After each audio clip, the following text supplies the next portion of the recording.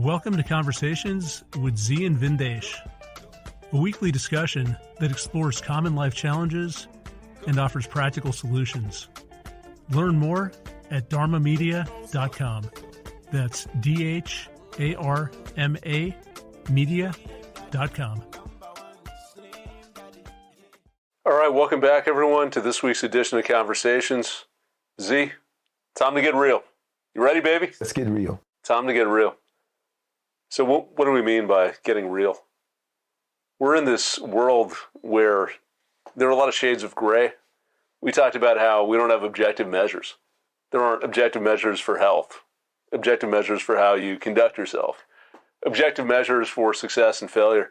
And of course, different people might have different views or routes that they want to take.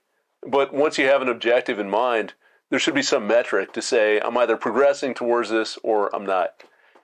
And somehow our culture has become distorted, and we've ended up in a world where everything is okay. So it's okay if you're not succeeding. It's okay if you're not winning. It's okay if you're out of shape. Just love yourself and accept yourself. Now, what's interesting is we talked about a second ago, some of the biggest proponents of this actually don't even believe it. So this is where the topic came up. Let's get real.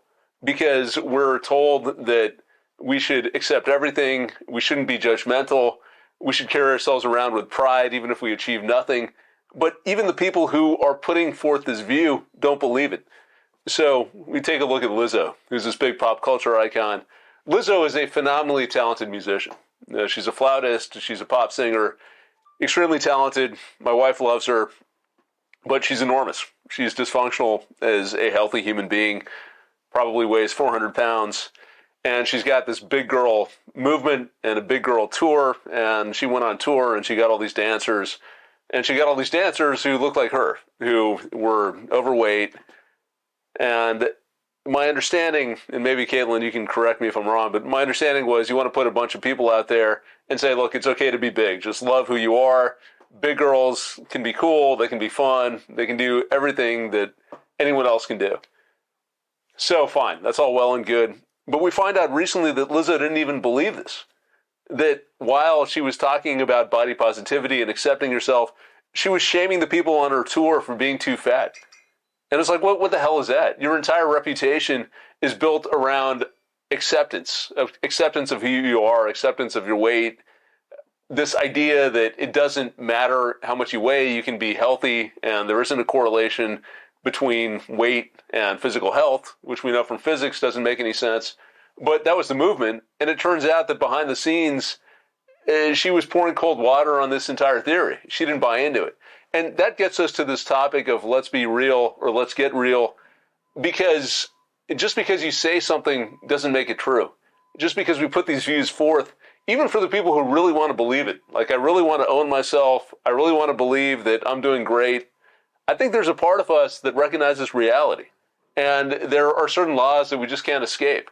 And it's around physical health, it's around mental health. You know, I see this dynamic dealing with different people.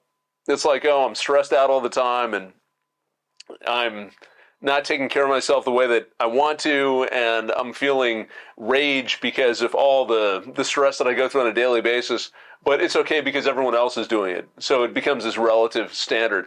You know, it's okay that I'm seeing a therapist 3 times a week and spending thousands of dollars but never making any progress because this is what everyone else is doing.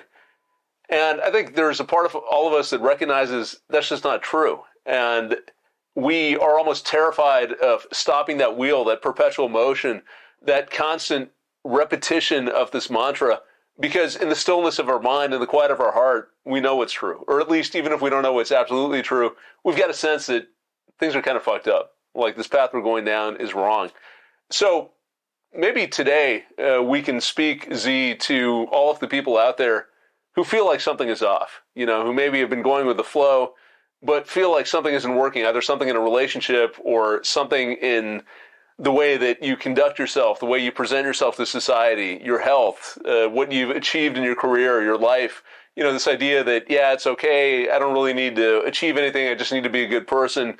But you get to the end of your life and you're like, oh, I've missed out on everything and I've accomplished nothing and I don't feel good about myself.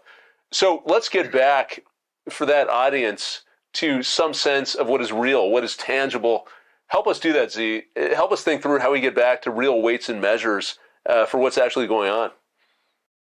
Yeah, Vin. When we talk like that, and for all of us opt-outs, we want to develop a language that is valid for our philosophy. When I say weights and measures, that represents that is tangible, that is the foundation of the construct of our known universe. Weights and measures. And we live in a world now that is so outside of that. As I was sharing with you earlier, I was walking through the mall with another parent. My little guy was in a martial arts class, and there's one of the parents I had met when he first started, and he came to me and was talking about health. He wanted to get in shape. So I told him, just simply do a high polyphenol diet and a 16-8 diet. So every time I come to class, every week I see him, he's lost more weight. And it looks like his age is reversing, right? He said, Z, I just want, every time he says, I want to thank you. This has been so easy. It's been so hard, and it's been so easy.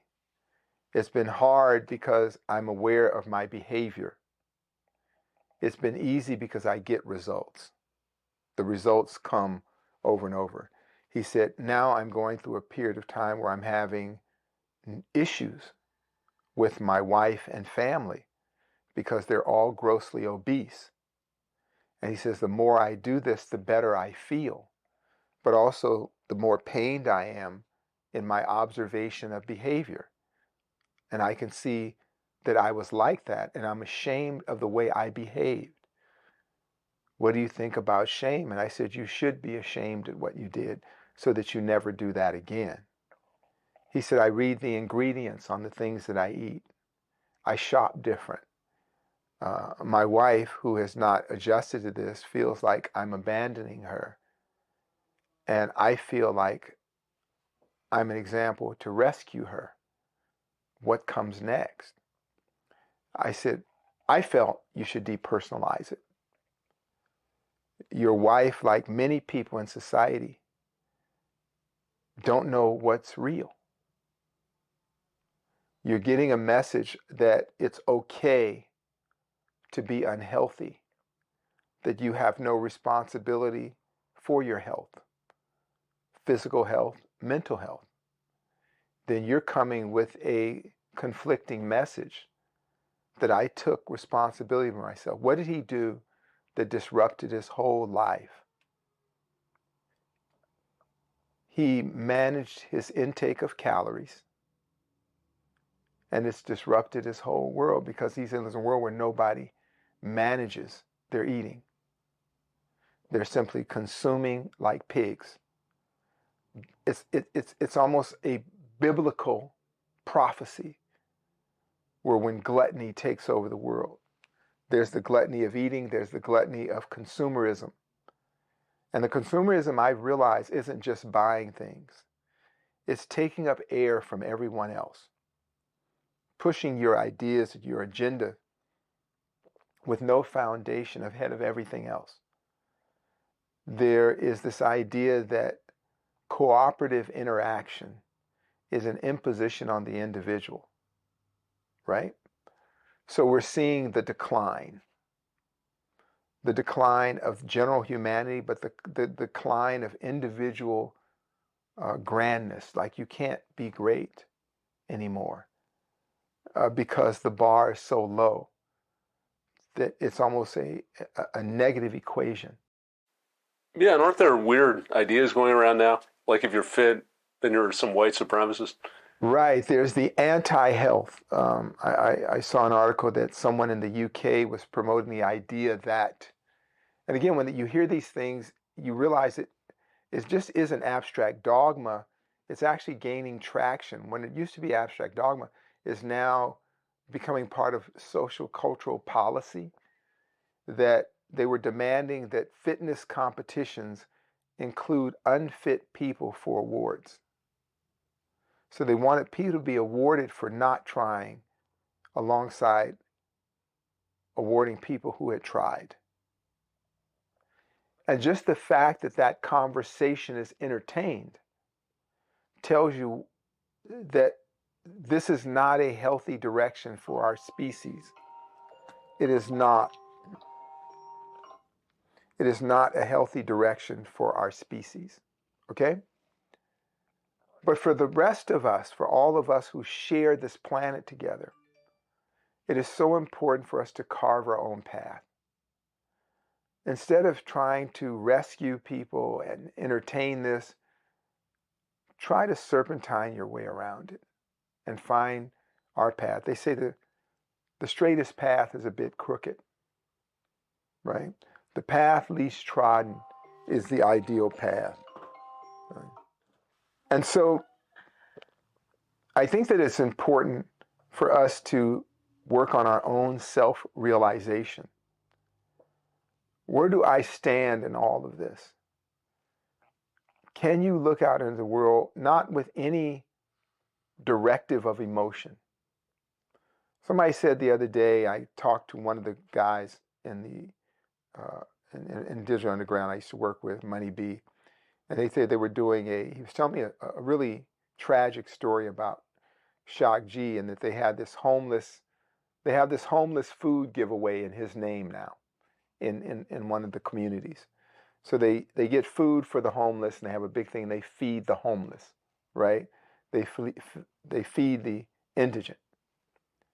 And he says, I'm not really into that. I don't know if it solves anything, but just because they organize and they have Shock's name, I want to be a part of it. And he said, but the truth of it is, Shock was changing his mind about it. He told me a story of how Shock saw a homeless guy on the street, felt sorry, sat down with him. The guy wanted to smoke crack with Shock.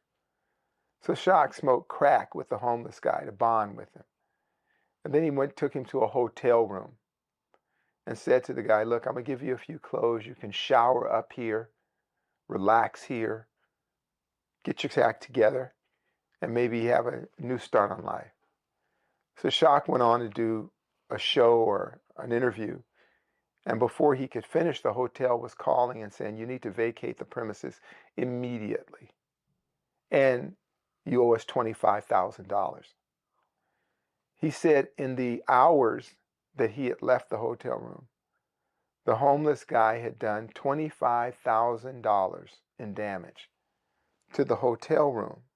So whatever he was going to make in that interview and that presentation, he ended up losing all of that, paying for the damage done to the hotel under the guise that he was helping a homeless person.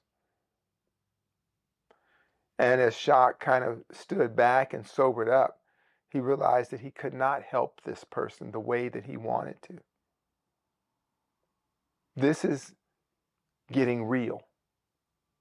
This is getting real. When we think about, oh, I'm going to help somebody, I think, Vin, your mom might have said it or somebody, you can't help anybody. What is meant by that is that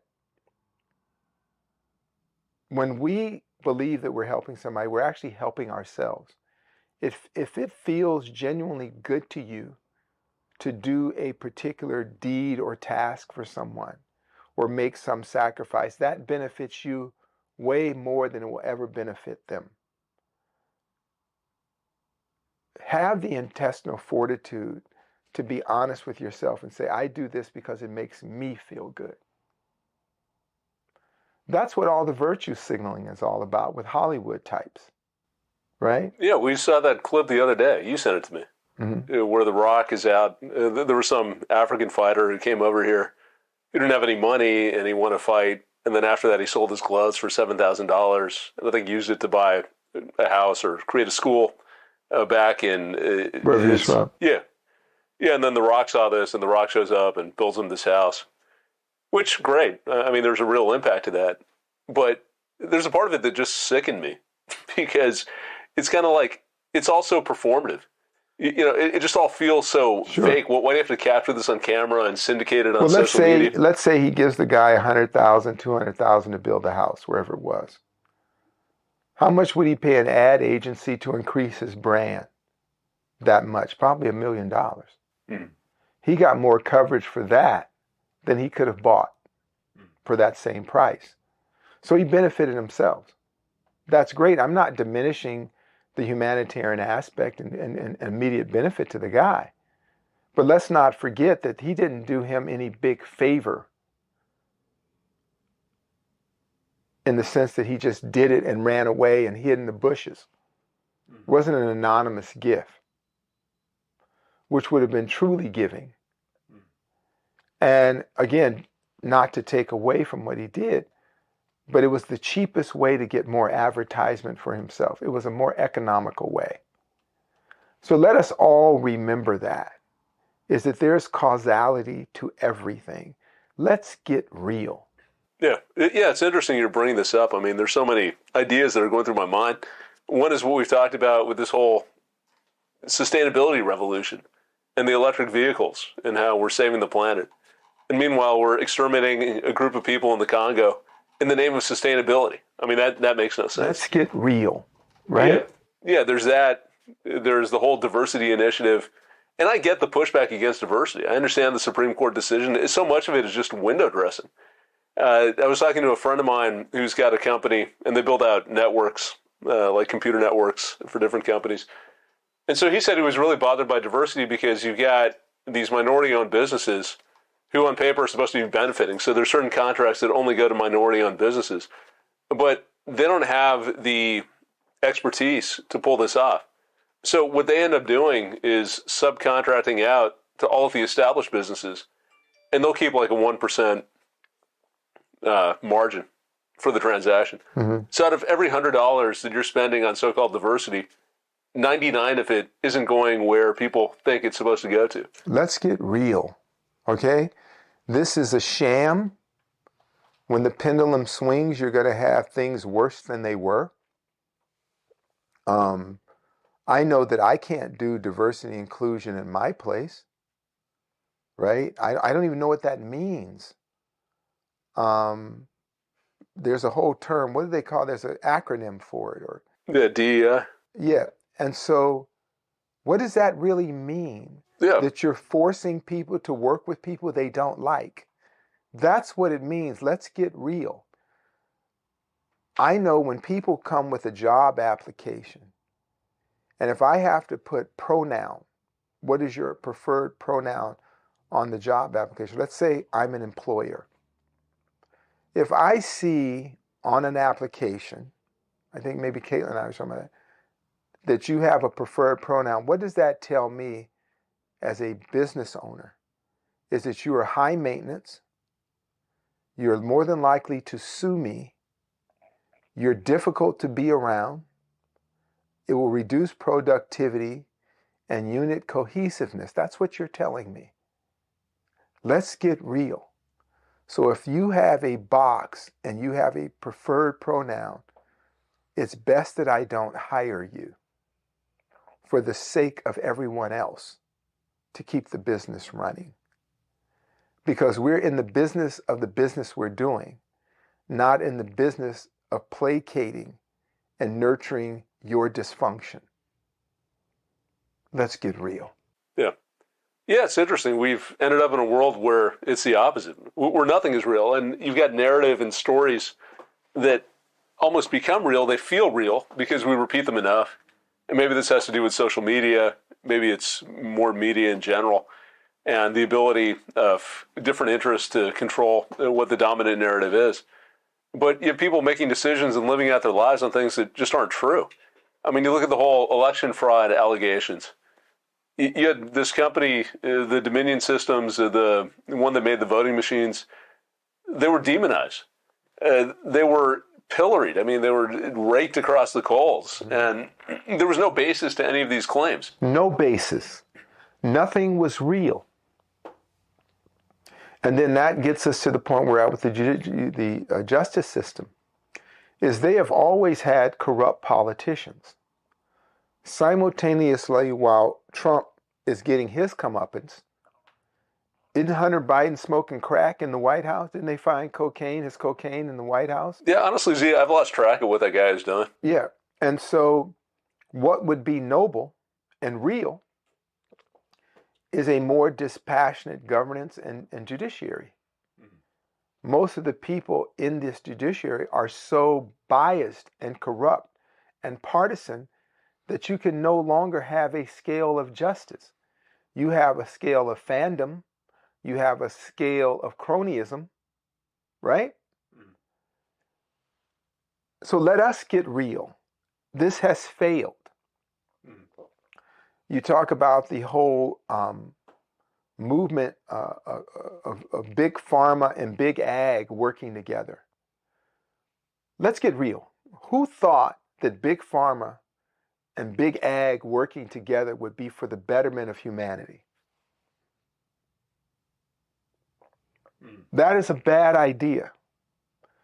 As we've said before, the FDA only approves or researches drugs that can make a profit.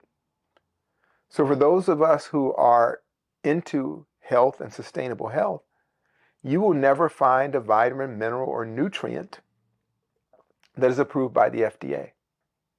Does that mean it doesn't work? It has nothing to do with whether it works or not. Did you think that the Ozempic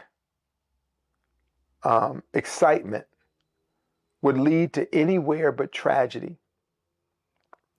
Let us kind of relook at the last Ozempic type thing. It was called Fen-Phen.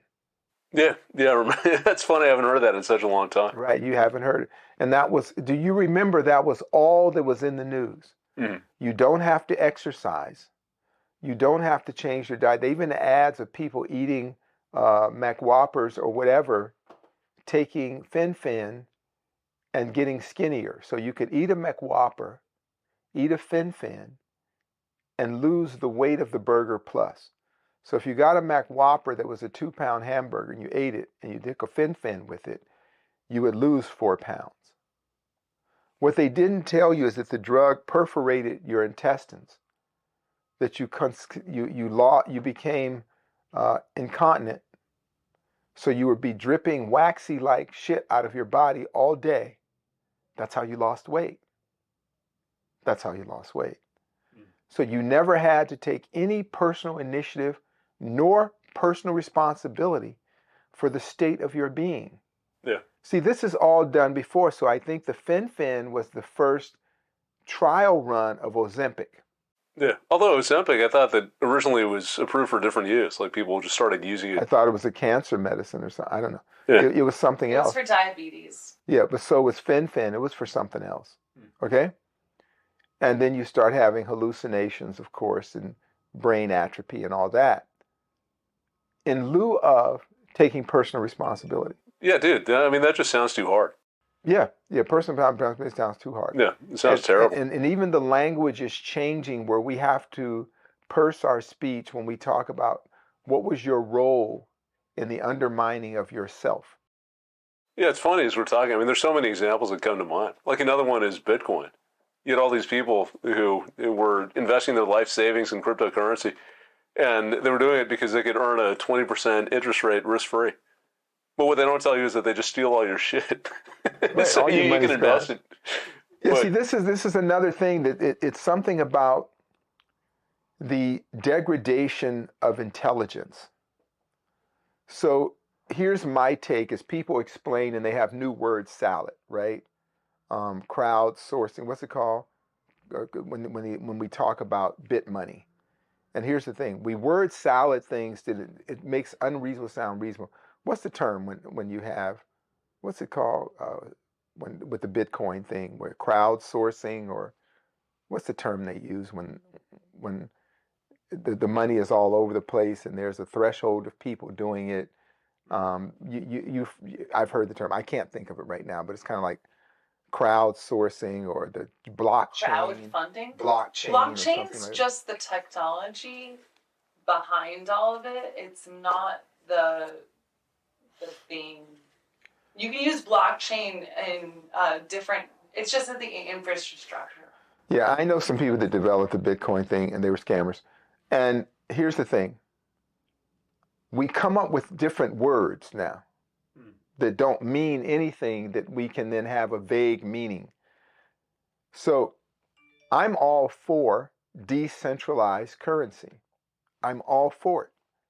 How do we know that the Bitcoin thing is not cool? The way we know it's cool is because of Russia and Ukraine. It's right in front of your face. It's right in front of your face. It's right in front of your face. Let's get real.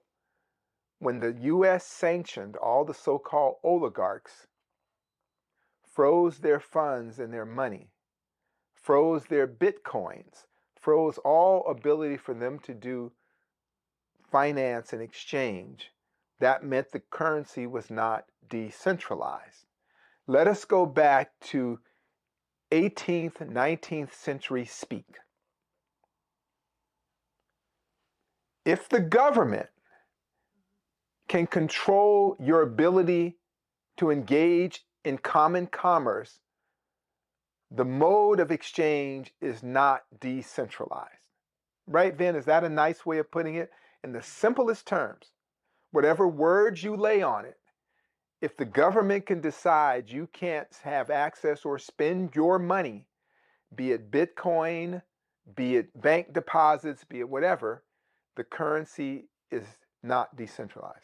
Now, if you had bags of gold ingots and you could go places and trade gold with it being anonymous, and no government entity would be able to engage or track that, that is called decentralized. Is that a good, simple way of putting it? Yeah, they had that. The problem is then someone's computer ends up in a dump and it's got $1.5 billion of Bitcoin on it. Or I heard another story about a dude who's got a flash drive that has over $100 million of Bitcoin, and he can't remember his password. Yeah. And this thing self-destructs after 10 tries, so he's up to 6. And he's like, you have to I guess about physically. And so, but my point, even with that, is it truly decentralized? Is there any entity that can prevent you from doing commerce? They shut the servers down, which is what the technology all runs on. So Bezos, Amazon, AWS servers dominate the world's So they can control your ability to do business. Right. So until they can do that, we continue to have, this is not decentralized commerce.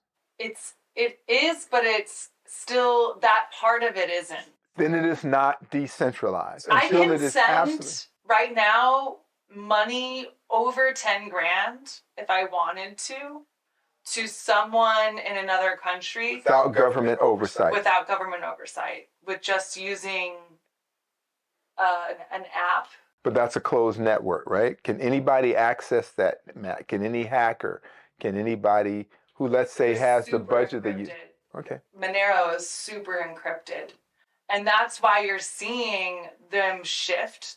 Now the big thing for the blockchain technology is NFT art, right? Where people are just creating their art and they're watermarking it, and then you can go online on an online gallery and you can buy it for as much as you want to price it out. Okay, Caitlin, I appreciate it. Do you understand how ridiculous that sounds? You talking about? People are making a lot of money doing it.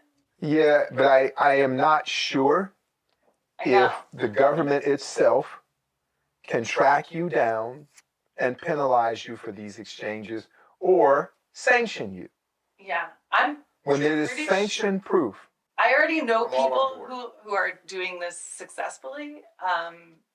But the biggest thing that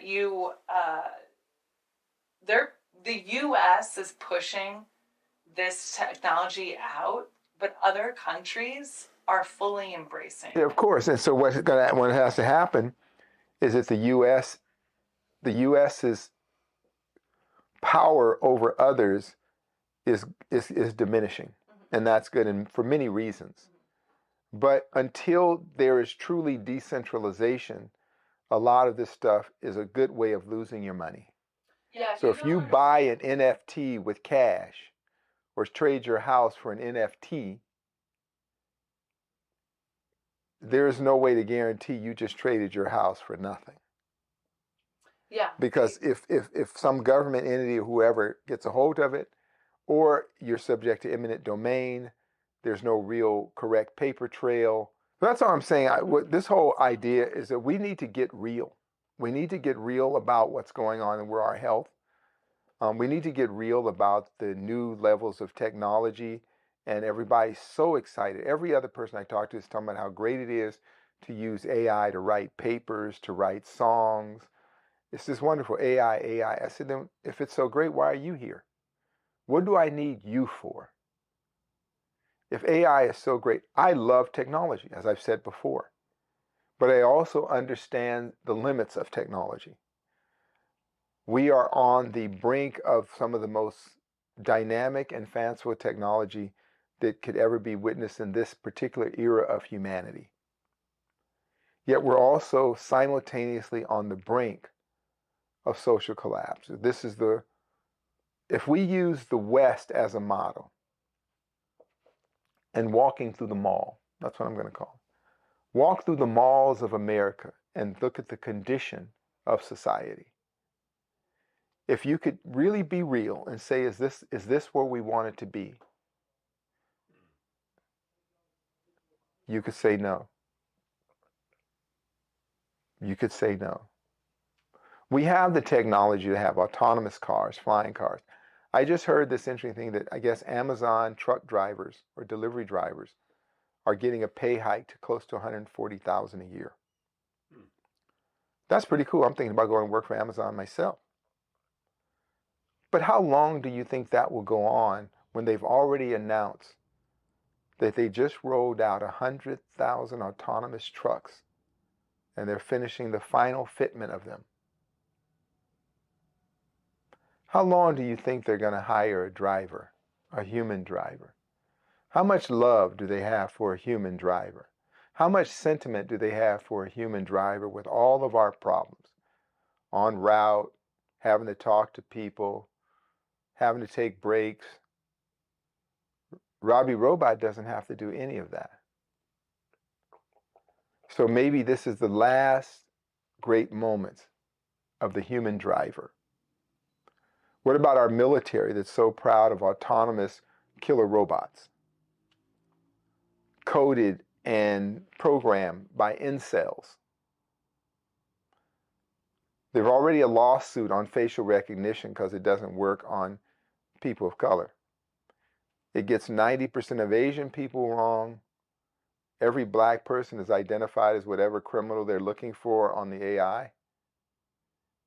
Every Asian person looks like the next Asian person. So who's programming the AI facial recognition?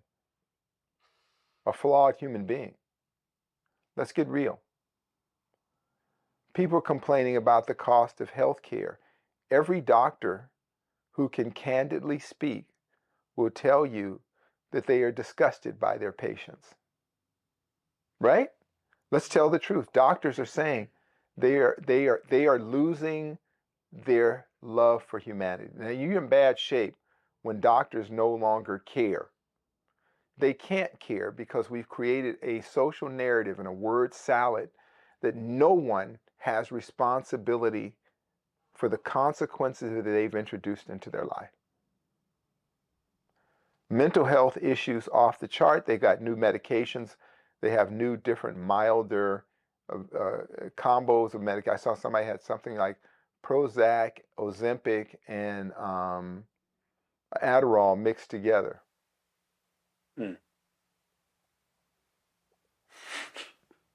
Yeah, why not? Throw it all together. One pill. So you can lose weight, not be depressed, and be hyper-focused. All in a pill. You don't have to do anything. Yeah. Yeah, it's interesting. There are movies about all of this. There's that Bradley Cooper movie. I forget the name of it. Oh, Limitless. Yeah. Yeah, where he took some pill and he was some genius, but then it was killing him, or I forget what it was. See, none of this is new. None of this, like the Bradley Cooper movie and what they projected. There's an old book called Flowers for Algernon. Old book, way back in the day. And they had a movie based on Flowers for Algernon called Charlie. And they took some retarded dude and put rat DNA in him, intelligent rat DNA. And for a few months, the guy was brilliant. And then as the experiments started to fail and his immune system kicked in and kicked out the rat DNA, the bright rat DNA, he went back to a roaming imbecile with homicidal tendencies. So this really happened, right? What is the warning on antidepressants? You may have suicidal or homicidal thoughts and rages. Whenever they say that on medication, that doesn't mean it might happen. It will happen. Yeah, and then they just changed the dose. See? So let's get real. They give you a different... Let's get real. There isn't a pill for it. Get your shit together. Take responsibility. Take the bitter medicine of everyday life.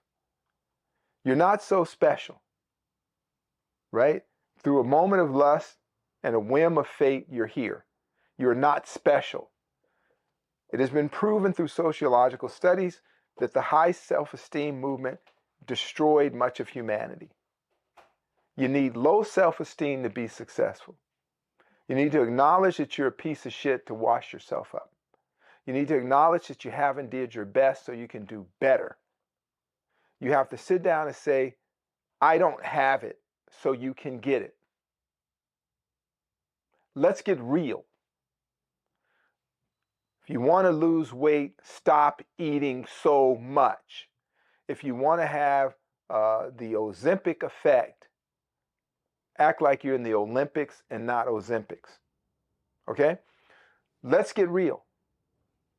If you have somebody in your life that adores you and likes you, you're fortunate, you're lucky, and you're not all that. So praise them, honor them, and work on being more appealing to them.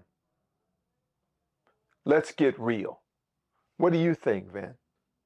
Yeah, there are a couple of things. I mean, one, we've talked about getting real as a successful life strategy. So to your point, if you want to lose weight, you have to do things that are going to get you to lose weight, not take a pill. If you want to do better, push yourself, there's a certain value in that feeling of shame.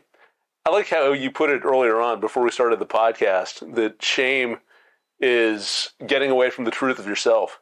So it's not saying that you should feel bad about yourself because you're comparing yourself to other people. You're comparing yourself to you. Who am I at my core? And am I representing that self properly? And am I achieving my potential? And if you are, then great. I mean, not everyone has to be an Olympic athlete. And not everyone has to be a Nobel Prize-winning physicist. But you know yourself, you know your capabilities, you know what makes you feel alive, you know what you value. So get back to that truth. And that's where shame comes in, just like pain, just like physical pain that kicks in and it tells us that we hurt ourselves, you injured your leg. Maybe you don't want to go straight back to the gym and start doing squats. Maybe you want to give yourself some time to heal. So shame is a similar prod. Let's get back to that blueprint, that template for who we are. You should be ashamed if you're not living up to your own potential. You should be ashamed. It was like walking through the mall, and you got to tell people spandex wasn't made for everybody. Daisy Dukes weren't made for everybody. Hide that. It's an interesting thing, Vin, and everybody out there. Humans, we're animals. And we have primitive systems in our body that has facilitated our survival on this earth. We can override those things with our intellect. But not everything should be overridden. If you're in a mental state where you think that the world rises and sets on your ass, you need help. Yeah. And then the other thing that's happened, this entire cancel culture movement, it's about getting away from what's real. You say something that offends someone else, you tweak it or you dial it back or you just keep your mouth shut. So you can't even have real conversations anymore. Weights and measures. Yeah. It's interesting. I was talking to my wife earlier, and not to stroke your ego, but I'll put this out there. She said that you're one of her favorite people. And she just loves talking to you, enjoys kicking it with you. And I thought about this, and I give her my perspective on you, which is that I enjoy our interactions because you're not trying to turn the world into something it's not. Like, we don't have to pretend. We can just say what is. We can say what we feel. We don't have to dress it up. We don't have to shy away from certain topics. So part of what we've talked about is how do you manage yourself and get through this life and, be successful by whatever standards you have. But the other part of it is, in my view, how do you just breathe? I mean, how do you feel relaxed interacting with other people? It's to drop the pretense. I mean, there's a certain weight that we carry around just maintaining this illusion or tiptoeing around certain topics that are going to offend or hurt people's feelings, or trying to convince ourselves that even though reality is X, we're really in a different universe where the rules don't apply. It feels like that just takes a toll on our very existence. And yeah, Vin, I love what you're saying, and of course Becky's right. I'm the greatest person in the world to hang out with. But getting real is about unburdening yourself. As I think about that, unburdening yourself, wouldn't it be nice if you could just be you and they could just be them? But something about this creeping megalomania and narcissism that is accepted in society. Look at yourself in your own mediocrity and be at peace with that. Look, I hang out with you guys, and there are things that I know at this point in my life, 65 years on this planet, I prepared my life, or didn't prepare my life, to live to 65. I prepared myself to die in my 30s as a soldier, as a noble, whatever the hell I thought I was. But I outlived myself. So I need young people around me that educate me on long-term economic strategies, on long-term living strategies, on behavioral remodeling, all those things that I have to learn. So I have to put myself in the back seat of life. And then sometimes I'll take the driver's seat. That humility comes from anti-narcissism, anti-megalomania, right? But we promote this narcissism and megalomania in our society, and we turn the volume up on it to 100. It's like not everybody has everything. You can't be everything to everybody. We were talking about there's a Muslim girl online that talks about all the things she likes to do for her husband. And people get angry at that. So let's get real. Has the anti-man, what do they call it? I listened to it, they said the patriarch, the anti-patriarch. How has it helped you, and who are the people involved in the anti-male, anti-patriarchy movement? The anti-masculine movement, also often referred to as the feminist movement. Who has benefited from that? And let us look at the divorce rate, the joy rate, the depression rate. Is it better now that you hate all men, or that being a man is bad? What about femininity? If being a man is bad, is true femininity bad? Is the yin of the yang bad too? Is there toxic femininity? Yeah, Caitlin said yeah. I would say yes. If there's toxic masculinity, there's toxic femininity. Right. And so who is pitting everybody? Whose idea is this to pit us? Incels, people that hate human beings. They have the bully pulpit. They have the mic. And we're listening to this, and we don't have the discernment to say, no, that doesn't sound right. It doesn't sound right. With politics, how many people are cheering Trump but ignoring the Biden? Again, I don't like any of these people. But you got a choice between Satan, Beelzebub, and Lucifer. So why pick any of them? Why be a part of any of this? And the only way it keeps going is because you participate in it. It's like everybody's going to a party that everybody hates. Hey, there's a party at Joe's house. I hate that party, but I got to be there. And the only reason the party exists is because you're showing up.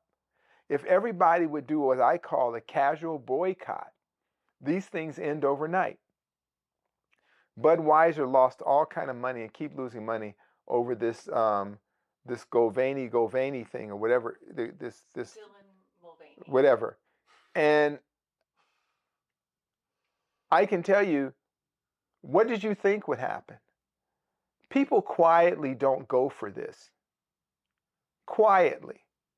If there was a riot today, if there was a old school mob violence, all those people involved in this kind of movement would suffer greatly. Because nobody wants to impose private, intimate, sexual behavior onto other people. The average person doesn't want this, but the average person doesn't speak loud. The average person doesn't want their children exposed to this. They just don't speak loud. A lot of us don't really get into Twittering and Xing, TikToking. We don't get into that. I'm struggling now with our business to try to be more present online. Caitlin has smoke coming out of her ears, getting me to be online because I love engaging human beings. I'm from a primitive time, campfire time, shared space time, not so much in the ethersphere time. But so that means the people who are in the ethersphere can amplify their voice 1 billion times over with no problem. 1 billion times over, they can amplify their voice. I can only amplify my voice to the square root, right? To people I know, until I get onto the internet streaming thing. So we have to remember what these people are talking about isn't the reality of our life. There is something wrong in society. The health is going down. It is not going up. Get real. The behavior of people is not getting better, it's getting worse. Get real. And once you get real, you can make course corrections first in your own life. First in the lives of the people that you love, which is a Herculean task. Look at our family situations, Vin. We were talking about family situations. Just our family struggle, let alone saving the fucking world. I'm just trying to save the people I know, and that's hard enough. Especially if you're rowing one way and they're rowing the other, and you love them, and you have familiar biases and attachments, and you damn near want to beat them in the head. Imagine strangers, right? You're going through it. I've been through it. It's like the zombie apocalypse movie. You ever seen the zombie? It's always that scene where some guy says, "Oh, that's Uncle Joe. He's so nice. Let him in." No, he's infected by the zombie plague. "Oh no, that's my wife. She's such a lovely woman. I know she has the pus coming out of her mouth and she's saying brains, brains. But if I could just talk to her, just hold her one more time, she'll get better." Right? Isn't that in every zombie movie? It's a metaphor for family. If they're bit, you got to do what you got to do. Little Tommy has been bit by a zombie. I know you loved him. You went to baseball games with him, but he's bit by a zombie. Let's get real. We are living through the zombie apocalypse. So sometimes even family members are bit, and you can't help them. There's no antidote, right? You can't be like what one was half zombie, half. They had the vampire movie, half human, half vampire. Doesn't work like that. That's Blade, right? It doesn't work like that. Doesn't work like that. Unless you're like him and you carry around vials of blood from other people that you don't like. Might be nice people, but you have a whole closet full of extra blood, right? So you won't eat your family. So you got to eat somebody else's family. This is a horrible choice, but let's get real.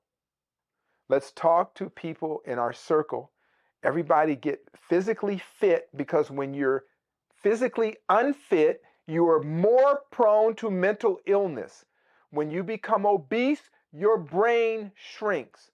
You start to shit into your lymphatic system after about 25% body fat. You are no longer clean. You cannot clean yourself.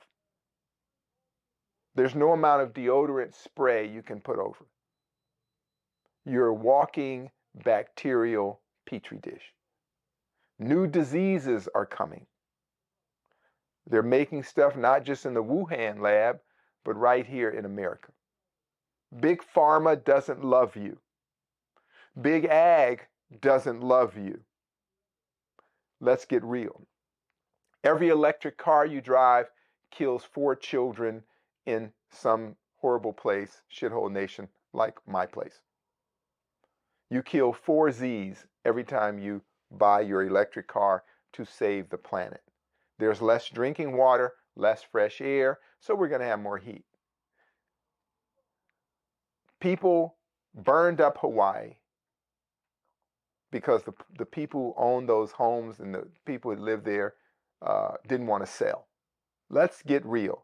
Nature didn't go and decide this day, this time, and all the time on Earth to burn up Hawaii. It was not done by Mother Nature. So follow the money. Let's get real. If we get real and take the bitter medicine, we can now plan a better course of life. Let's get real. Women are more than their body parts. Men are more than their body parts. No pharmaceutical augmentation will change 1 billion years of human evolution. Let's get real. I'm not mad at anybody. Not mad at, don't dislike anybody. I like Little Richard as much as everybody else. But we cannot deny the physics of our known universe. Let's get real. Vin, close us out. Any notes? No, I think you said it all, Z.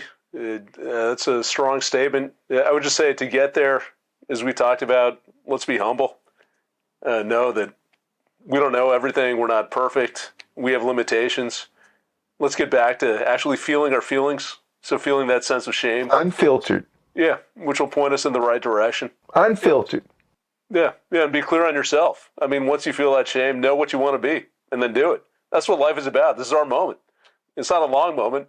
It could be an irrelevant moment, but Feeling for us, bad is good.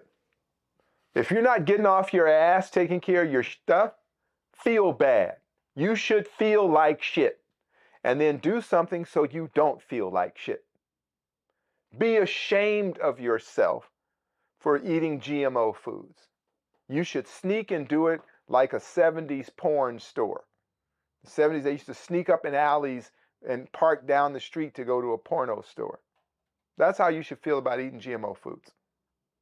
Be ashamed of yourself. And then pull it together. Let's get real.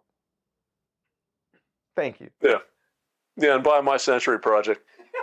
MyCenturyProject.com, working on some other stuff. People buy from us so I can do more of this. Let's blow up Dharma Media.